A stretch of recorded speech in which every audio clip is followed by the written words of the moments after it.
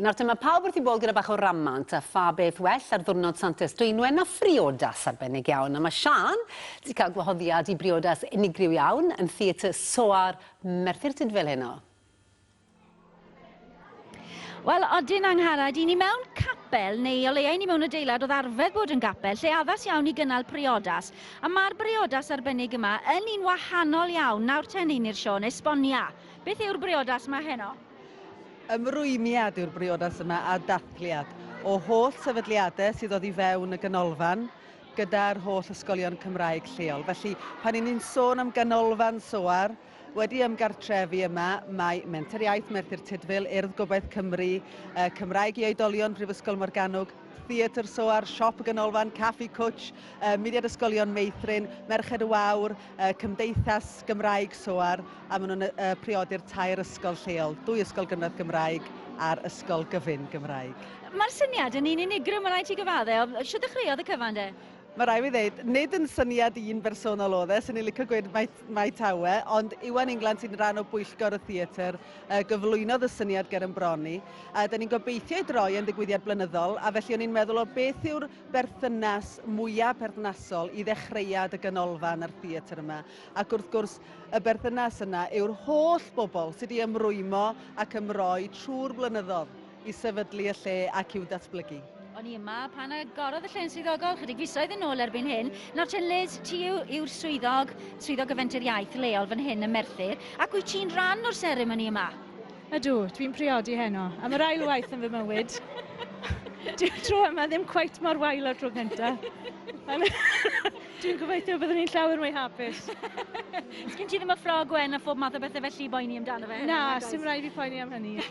Mae hynny'n syniad gret, a dwi'n siŵr fel canolfan, wrth gwrs, a canolfan sy'n mor weithgar yn yr ardal, mae hyn yn rhywbeth I chi mor falch ohono fe? Ydy. Mae'n rhywbeth hyfryd I ni gallu dangos am ein rwymiad ni tuag at yr ysgolion yr ardal. Achos o'r diwedd y dydd, bys ni fan hyn yn y dydd ddwyrain ddim yma heb yr ysgolion Cymraeg. So mae'n holl bwysig am bod ni'n dangos bod ni'n hollol hapus I uno gyda nhw a sicrhau ffyniant i'r iaith Gymraeg i'r dyfodol. Ac mae yna nid un sy'n wahanol iawn I dybriodas ddiwetha di, a mae yna fwy nag un priodfab, ac mae un ohonyn nhw fan hyn, Hywel Prifathro Ysgol Gymraeg Rhyd y Waun. Siw deimlad yw I briodi fan hyn de? Wel, dwi'n rhaid ddim yn gwybod bod fi yma I ddechrau, Erin. Dwi'n sa'n gweud dim wrth fi. Ond na, bydd e'n gret. Fi'n meddwl mae fe'n amlwg yn seremoni, mae fe'n arwydd y cawl gan bod ni'n mynd yn gyhoeddus yn ein ymroddiad ni fel ysgol tuag at gymuned Soar, a fi'n meddwl bod e'n bwysig bod ni'n dangos y gefnogaeth yna o'r cychwyn.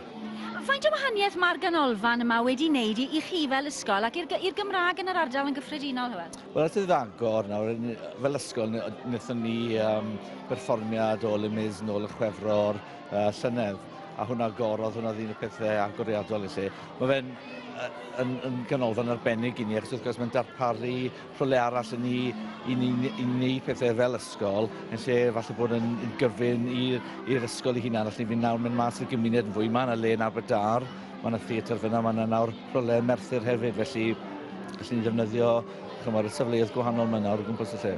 Wel, gwych, mae weld fel bod y cyfan yn mynd I fod yn berthynas agos iawn, ac einir unwaith eto, mae priodas, wrth gwrs, yn rhywbeth fel arfer, mae rhywun yn cael ymarfer ar ei gyfer ac I ni wedi bod yn gwylio'r ymarfer prynhawn, mae gweld y fath o beth fydd yn digwydd, a mae'n mynd I fod fel priodas go iawn, ynddi wi? Ydy, y nerfau a'r cwbl lot.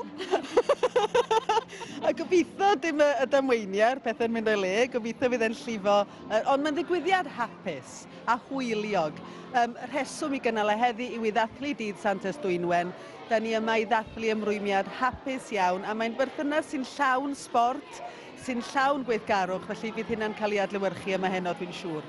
Wel, cyfan sy'n ôl I fi wneud felly yw dymuno priodas hapus iawn I chi, a gobeithio bydd y berthynas yn ffynnu dros y blynyddoedd ac y cewch chi flynyddoedd lawer o hapusrwydd yng nghwmni'ch gilydd. Gobeithio bydd dim ysgariad fori fe.